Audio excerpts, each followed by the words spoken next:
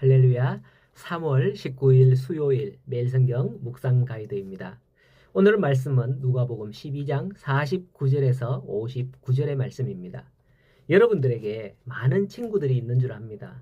친구들을 만났을 때 어떤 친구를 만나면 좋은 이야기를 많이 나누어서 행복한 시간을 보내는 친구가 있는가 하면 어떤 친구를 만나면 맨날 걱정만 해. 그래서 그 친구를 만나면 내 마음이 무겁고 걱정 근심이 쌓여서 그 친구 만나기 싫은데, 또는 그 친구가 전화만 와도 이 친구 전화는 받기 싫은데, 뭐 이런 경우가 종종 있죠. 좋은 친구 만나고 좋은 만남이 되면 더욱 좋겠습니다. 사실 우리를 그렇게 만드는 것은 그 친구가 처한 환경이거든요. 누구나 좋은 친구를 만나기를 원합니다만은, 내가 만나고 싶은 좋은 그 친구도 나 같은 못난 친구를 만나는 걸 어쩌면 꺼려할 수도 있다라는 걸 생각을 해야 돼요. 그렇기 때문에 내가 먼저 그 친구에게 좋은 친구가 되어야겠다라는 그런 생각을 우리 모두가 가져야 할 것 같습니다. 예수님께서는 우리를 친구다라고 하셨잖아요. 그런데 오늘 말씀에서 그 친구가 좀 이상해요.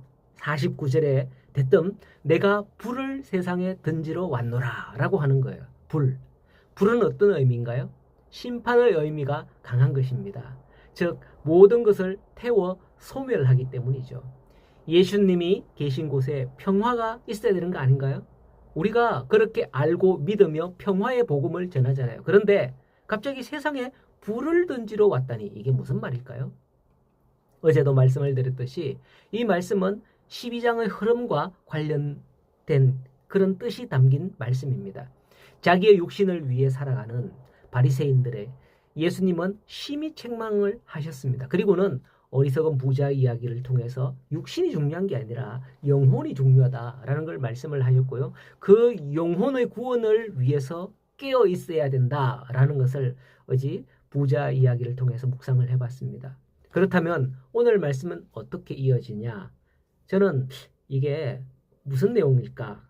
계속 묵상해 보니까 최후의 심판으로 이어진다, 이렇게 볼 수 있겠다 생각됩니다. 구원하는 때에 나타나는 일은 바로 심판인 거죠. 심판이 있어야 구원을 얻죠. 심판을 해야 유죄, 무죄를 나누고 천국, 지옥을 명령하는 겁니다.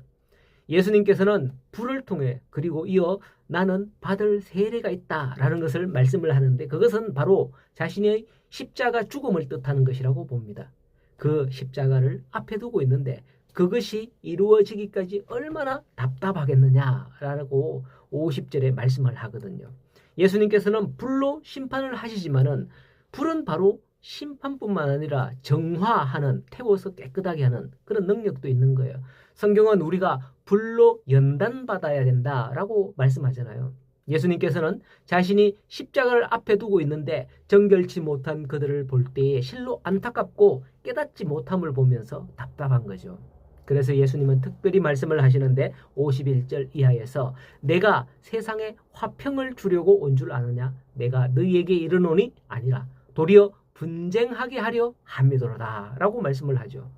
우리가 배우고 알던 말과는 전혀 다른 그런 말씀을 하는 거 아닌 것 같습니까? 그러나 사실은 우리에게 이게 필요하거든요. 여러분, 생선회 좋아하시나요?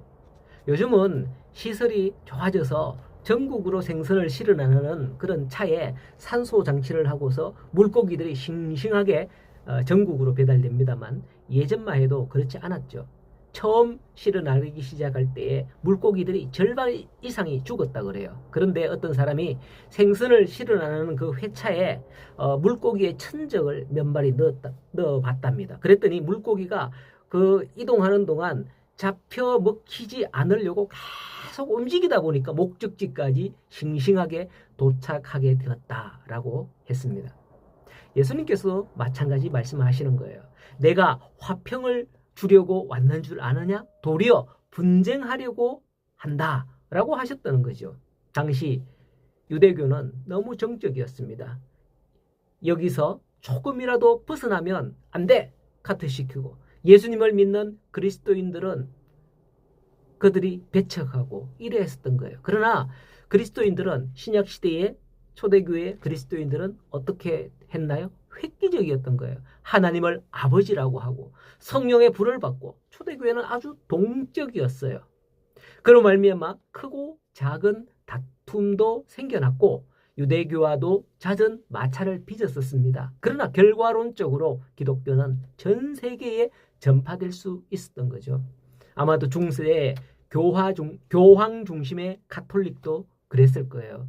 개혁신앙 교회는 루터와 칼빈의 종교 개혁을 통해서 폭발적으로 전파되어 나간 걸 아시잖아요. 그렇습니다. 예수님께서 여기서 화평을 주러 온 게 아니라 분쟁하게 하려 함이라는 것을 우리는 이렇게 해석하고 이해할 수 있는 것이라고 봅니다. 어느 정도 느낌이 오시죠? 자, 54절 이하에 말씀하시잖아요. 구름이 서쪽에서 일어나는 걸 보면 소나기가 오겠다는 걸 알고 남풍이 불면 더울 것 같다는 걸 알듯이 너희가 천지의 기상은 분별할 줄 알면서 어찌 이 시대는 분간하지 못하느냐 하시고 계시는 거예요. 결코 예수님께서는 앞서 말씀하신 다툼을 일으키기 위함이 아님을 비어 나오는 말씀을 통해서 분명히 알 수 있는 거죠. 57절 이하에 어찌하여 옳은 것을 스스로 판단하지 않느냐 너를 고발하는 자와 다투지 말고 화해하기를 힘쓰라 라고 말씀을 하지요. 처음에는 분명히 화평이 아니라 분쟁을 주려고 왔다고 말씀을 하셨지만은 천지의 기상을 분별하듯 그 말씀의 뜻을 분별하라는 거죠. 실제적으로는 이게 화평의 복음을 전하기 위하여 왔다. 그렇게 한다라는 말씀 아니겠습니까? 지금은 마지막 때입니다. 세상의 심판이 종말이 다가오고 있음을 그 누구도 부인할 수 없는 그런 상태죠. 그러나 언제까지 그냥 그대로 나는 이대로가 좋아요 하면서 차지도 덥지도 않는 미지근한 좋고 좋은 게라는 좋은 게 좋다는 그런 식의 신앙생활을 하고 있는 겁니까? 예수님께서는 이처럼 우리에게도 마지막 때를 분간하고 살아있는 신앙생활을 하는 게 좋겠다라고 말씀을 하시는 거예요. 오늘도 살아있는 신앙생활로 뜨겁게 살아가는 하루가 되고 그 일로 인해서 구원의 기쁨을 누리는 우리 모든 성도들이 되기를 간절히 소원합니다.